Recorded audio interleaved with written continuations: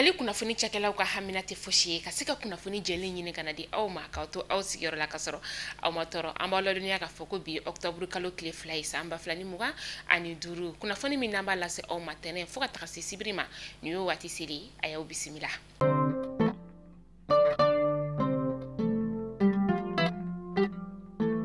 Kunnafoni damela bi an ka kɛlɛkɛcɛw ka ɲɛma ni o ye état major général des armées a ko k'a b'a da bɛɛ lajɛlen tulo kan ka fɔ ko karɔgɛlɛnjinɛ tigilama dɔw kun kelen bɛ ka u daga Golobabugu dugu o la. Golobabugu bɛ an ka jamana kɔrɔyan fanfɛla ka taa se a tilebiyan fanfɛla ma kɛrɛnkɛrɛn sa Marakala o masuɲɛla Marakala yɛrɛ kɔni bɛ Segu o mara la. An ka kɛlɛkɛcɛw kɔni ye u ka baara kɔni ɲɛdɔn ta ni ka o kɛ ka dankari karɔgɛlɛnjinɛ tigilama caman de kɔnɔna ka tila ka u ka kɛlɛkɛminɛnw ni ka olu minɛ ka taga se u ka bolimafɛn sen filaw ma o ni a ɲɔgɔnna wɛrɛw. An ka kɛlɛkɛcɛw ka ɲɛma kɔni ye foli kɛ ni ka ɲɛsin an ka fintigilakaw olu ma u ka baara sira kɔni ɲuman fɛ. An bɛ to an ka kɛlɛkɛcɛw ka ɲɛma ka kunnafoniyaw olu kɔnɔna la halisa k'a b'a da bɛɛ lajɛlen tulo kan ko kura k'a fɔ ko kunu octobre kalo tile fɔlɔ san 2025 suwala wɛrɛ ni Kɔnɔbabugu ni ɲɔgɔn cɛ ni dugu kofɔlen ninnu kɔni bɛ Seribala mara kɔni o la. A yirala k'a fɔ ko karɔgɛlɛnjinɛ tigilama 2 de kɔni tun bɛ ka jaga kɔni bɔli ka o wajibiya fɛn min ye sɛnɛkɛlaw kɔni olu kan. U bɔlen a kalama k'a fɔ ko an ka fintigilakaw kɔni ye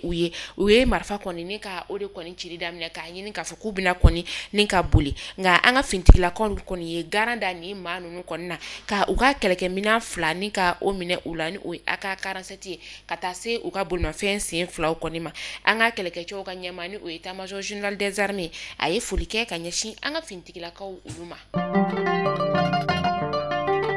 Kayi marabolo ɲɛma ni o ye gouverneur ye ale kɔni ye dɔ fara Kayi couvre-feu kɔni o tun kuntagala kɔni ka ni tile 30 ye min kɔni ni a daminɛna octobre kalo tile fɔlɔ a bɛ taa kuncɛ fo octobre kalo tile 30 san 2025 an b'aw ladɔnniya k'a fɔ ko couvre-feu in yɛrɛ kɔni ale sigira sen kan kabi juillet kalo tile fɔlɔ san 2025 couvre-feu in yɛrɛ kɔni a bɛ daminɛ su nɛgɛ kaɲa 10 ka taa se sɔgɔmada nɛgɛ kaɲa 5 o wagati ma. Bolimafɛn minnu bɛ yen nɔ ni yamaruya sɛbɛn kɔni bɛ olu bolo ka boli ni heure kofɔlen in na olu de kɔni bɛ se ka taa u ci fɛ.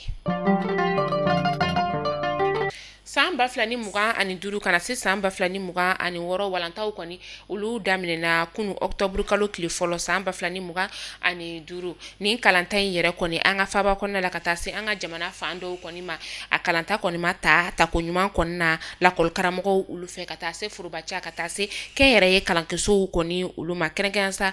kalanso katoliki o bɛ a la a karamɔgɔw olu kɔni ma sɔn ni ka don kalanso kɔni kɔnɔna la ka sababuya kɛ ko jamana kɔni kelen don ka u ka sara kɔni ni ka o ɲɔngiri ni wagati in na fɛn min ye enrôlement ko kɔni o bɛ a ko la an ka faba kɔnɔna la kalanso caman de bɛ yen nɔ ni o ye foroba kalanso ye olu kɔni ma kalan kɔni ni ka o kɛ o dɔ bɛ tali kɛ quartier Mali kalanso kan ka taa se Torokɔrɔbugu o ma ale ni Prosper Kamara karamɔgɔw kɔni olu nana nka u ma don kalanso olu kɔnɔna la fɛn min ye Tombouctou ye ka taga se Burem fɛnɛ kɔni ma olu karamɔgɔw fɛnɛ kɔni nana kalanso kɔni kɔnɔna la ka lakɔlidenw kɔni ni ka olu dɛmɛ ka fɛn min ye bandiri kɔni ni ka o yɛlɛ i n'a fɔ ladalako la nka u ma kalan kɔni ni ka o kɛ koro ni bankasi fɛnɛ kɔni bɛ u kɛcogo kelen na yen lakɔli karamɔgɔw ka taga se fɛn min ye lakɔliso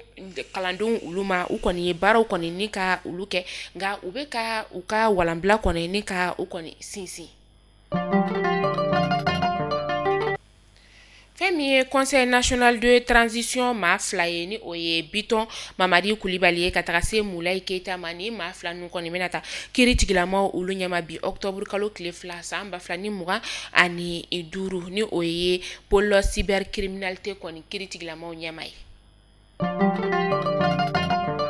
An bɛ taa Masinakaw olu fɛ yen nɔ denbaya 104 de bɛ yen nɔ minnu ni olu kɔni bɔra u sigiyɔrɔ la u bisimila la kunu octobre kalo tile fɔlɔ san 2025 fɛn min ye balofɛnw ye min bɛ tali kɛ malo ka taga se tulu o n'a ɲɔgɔnna wɛrɛw ma o kɔni taara ni ka di nin denbaya kofɔlen ninnu kɔni ma walasa u bɛ se ka u yɛrɛ dɛmɛ teliya la cogoya min na.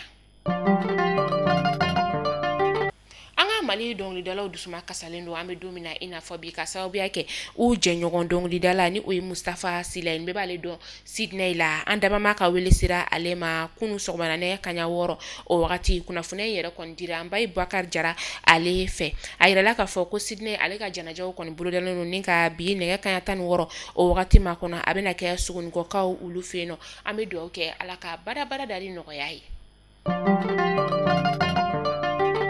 An bɛ taa kɔ kan kibaru la yanni an ka kunnafoniya ni ka o datugu an bɛ taa Kinshasakaw olu fɛ yen nɔ fɛn min ye u ka fintigilakaw ka kiritigɛsoba min bɛ yen nɔ septembre kalo tile 30 san 2025 u ka jamana ɲɛmaa kɔrɔ ni o ye Josefa Kabila ye ale kɔni ɲangira badabada kaso datugu kɔni o la ka sababuya kɛ ko a ye jamana janfa wa a sen yera jamana janfabaw olu fɛnɛ kɔni senya.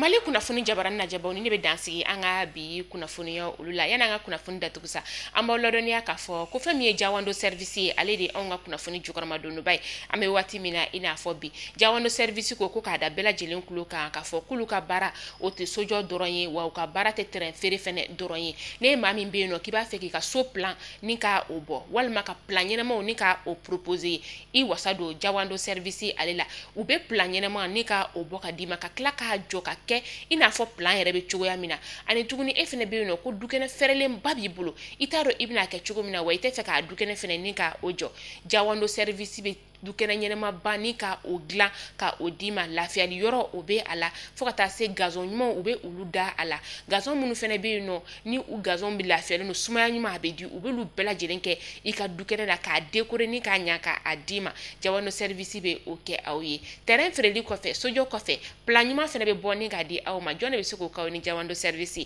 ale tɛ o tuma la nɛgɛjuru sira o bɛna tɛmɛ an ka kunnafoniya ale duguma a y'u wele aw ka so plan ɲumanw ni ka o bɔ aw ka sow la ka sɔrɔ aw ma degunba ni ka o sɔrɔ Jawando service maliyɛn kelen so kelen o tuma la aw k'an bɛn sini inshallah kunnafoni kuraw olu kɛnɛ kan.